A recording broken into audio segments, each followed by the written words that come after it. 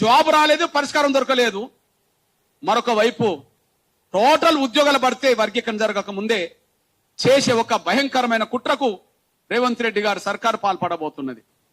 దీనికి కారణం చంద్రబాబు నాయుడు గారు ఎవరు ఒత్తిడులు లేకపోవడానికి కారణం ఆయన నిర్దిష్టంగా వర్గీకరణకు అనుకూలంగా ఉండడం వల్ల అందరినీ కన్విన్స్ చేస్తూ వర్గీకరణకు అనుకూలంగా మాలా మాదిగలతో మాట్లాడించుకుంటూ వస్తున్నాడు. కానీ ఇక్కడ మాదిగల దగ్గర మాదిగల మాట, మాలలు పోతే వాళ్ళ ఒత్తిడి తలకి వాళ్ళకు అనుకూలమైన నిర్ణయాలు. ఇప్పటికీ మమ్మల్ని బర్మాలు పెట్టడానికి దారితీస్తుంది, కానీ వాళ్ళు చెప్పినట్టుగానే చేయడానికి దారితీస్తున్నది. మమ్మల్ని భ్రమలు పెట్టడానికి దారితీస్తున్నది, వాళ్ళు చెప్పినట్టుగానే ఇంటుండడానికి దారితీస్తున్నది. మేము స్పష్టం చేస్తున్నాం, మీరు తీసుకొచ్చే చట్టం తీసుకొస్తున్నారో నిర్దిష్టంగా తీసుకురండి. మేము తీసుకొచ్చే చట్టాన్ని మేము అడ్డుకోం. కానీ చట్టం రాకముందే ఎలా ఉద్యోగ నియామకాలు చేస్తారు, ఎలాంటి ఉద్యోగ ఫలితాలు ప్రకటిస్తారు, ఎందుకు చేస్తున్నారు ఈ పని? మీరు తీసుకొస్తామన్న దాన్ని మేము అడ్డుకోవట్లేదు. మేము లేవనెత్తిన అంశాలకు ఎప్పుడైనా జవాబు దొరుకుతుందని అనుకుంటున్నాం. ఇప్పుడు కాకపోతే భవిష్యత్ రోజులైనా పరిష్కారం దొరుకుతుందని మేము భావిస్తున్నాం. మేము లేవనెత్తిన అంశాలకు మొదటి కమిషన్ నివేదికలో కొన్ని లోపాలు ఉన్నాయి, కొన్ని వర్గాలకు నష్టం జరగబోతుంది, ముఖ్యంగా మాదిగలకు నష్టం జరగబోతుంది. మొదటి గ్రూపులో ఉండబడే దళిత కులాలకు నష్టం జరగబోతుంది, మూడో గ్రూపులో ఉండబడే కొన్ని కులాలకు నష్టం జరగబోతుందని చెప్పి మేము లేవనెత్తిన ప్రశ్నలకు జవాబు దొరకలేదు, పరిష్కారం జరగలేదు. అయినా మేము ఆశిస్తున్నాం, ఎప్పటికైనా జవాబు దొరకక తప్పదు, ఎప్పటికైనా పరిష్కారం రాక తప్పదు. కానీ మీరు చేయదలుచుకున్నది చేయాలి కదా. మీరు చేస్తున్నదాన్ని మేము అడ్డుపడతలేము కదా. మీరు వర్గీకరణ ప్రక్రియ పూర్తి కాకముందే ఎలా ఉద్యోగ నియామకాలకు సంబంధించిన విషయంలో ఫలితాలు ప్రకటిస్తారు? ఇది మాదిగలకు అన్యాయం చేసినట్టు కాదా? ఇది వర్గీకరణ కోరే దళిత కులాలకు అన్యాయం చేసినట్టు కాదా? ఈ అన్యాయం ఎందుకు చేస్తున్నారు? మీరు మాలలు ఒత్తిడికి తలగినట్టు కాదా? అక్కడ ఒక ఉద్యోగం ఆంధ్రప్రదేశ్ లో భర్తీ అవుతలేదు, ఇక్కడ వేల ఉద్యోగాలు ఎట్లా భర్తీ చేస్తున్నారు? అక్కడ కమిషన్ నివేదిక వచ్చినాకనే ఉద్యోగాలు భర్తీ అంటున్నారు, దాని మీద నిలబడ్డది ప్రభుత్వం. ఇక్కడ మీరు ఎందుకు నిలబడలేకుండా పోతున్నారు? మీరు శాసనసభలు ఇచ్చిన మాటకి విలువనివ్వనివాడు నువ్వు ఎలా ముఖ్యమంత్రివి? శాసనసభలు ఇచ్చిన మాటకి విలువనివ్వనివాడు నువ్వు ఎలా ముఖ్యమంత్రివి? అంత ఒత్తిడి తలకి ఇచ్చిన మాట నిలబెట్టుకోకూడదు అంటే రాజీనామా చేయడం మంచిది కదా.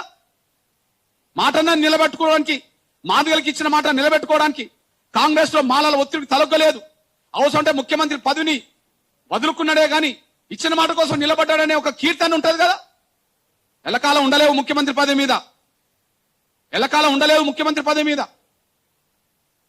ఉన్నంతకాలం విలువలతో ఉండాలి, ఉన్నంతకాలం మాట కట్టుబడి ఉండాలి, నిజాయితీ ఉండాలి. అది లేకుండా పోతుంది రేవంత్ రెడ్డి గారిలో. ఇప్పుడు మా పరిస్థితి ఏంటంటే ఒక ఆవేదన ఉన్నది మాకు. ఇప్పుడు పరిస్థితి ఏంది? సరిగ్గా 1932 సెప్టెంబర్ 24లో గాంధీ అంబేద్కర్ మధ్యలో జరిగిన పూనా ఒడంబడికలో సరిగ్గా అంబేద్కర్ ఒక మాట అన్నాడు సంతకం పెట్టి, కొబ్బరికాయలో గుజ్జంతా గాంధీ తీసుకొని చిప్ప మా చేతికి ఇచ్చిండు అని. టెంకాయలో ఉండబడే గుజ్జును తీసుకొని, కొబ్బరిని తీసుకొని ఉత్త చిప్ప మాకి ఇచ్చిండు అని చెప్పి ఆ ఒప్పందం మీద మాట్లాడిండు అంబేద్కర్, ఆవేదన వ్యక్తం చేసిండు.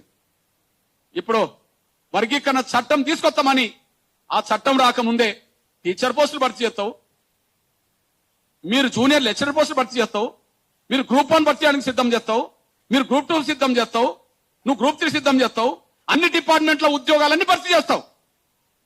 అంటే కొబ్బరికాయలో ఉండబడే కొబ్బరిని మాలలకిచ్చి ఉత్త చిప్పానే చట్టం మాకు ఇచ్చినట్టు కాదా? ఆనాడు ఆవేదన అట్లనే మిగిలింది. ఇప్పుడు మా ఆవేదనకు పరిష్కారం దొరకకుండా రేవంత్ రెడ్డి గారు సర్కార్ మాదిగ జాతికి వర్గీకరణ కోరుకునే శక్తులకు అన్యాయం చేస్తున్నాడని ఇప్పటికీ రుజువు అవుతుంది. ఈ నేపథ్యంలో మౌనంగా ఉండలేం. ఈ రోజు నుంచే జిల్లాలో మా నిరవధిక దిక్కులు కొనసాగించాలని పిలుపునిచ్చాం. ఇవాళ ప్రారంభించబడుతున్నాయి, రేపటి నుంచి అన్ని జిల్లాలో విస్తృతమవుతాయి.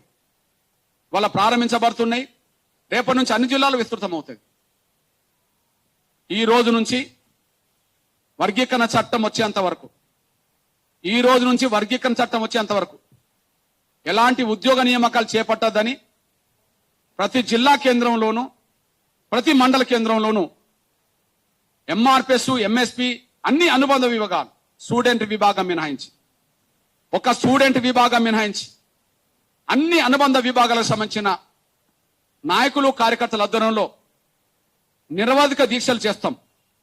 ఎప్పటి వరకు? ఈ రోజు నుంచి మొదలుకొని శాసనసభ సమావేశాలు పూర్తయ్యేంత వరకు, ఈ రోజు మొదలుకొని శాసనసభ సమావేశాలు పూర్తయ్యేంత వరకు, చట్టం వచ్చేంత వరకు, ఆ చట్టం వచ్చినాకనే ఉద్యోగాలు భర్తీ చేయాలని మేము డిమాండ్ చేస్తూ ఈ రోజు నుంచి అన్ని జిల్లా మండల కేంద్రాలు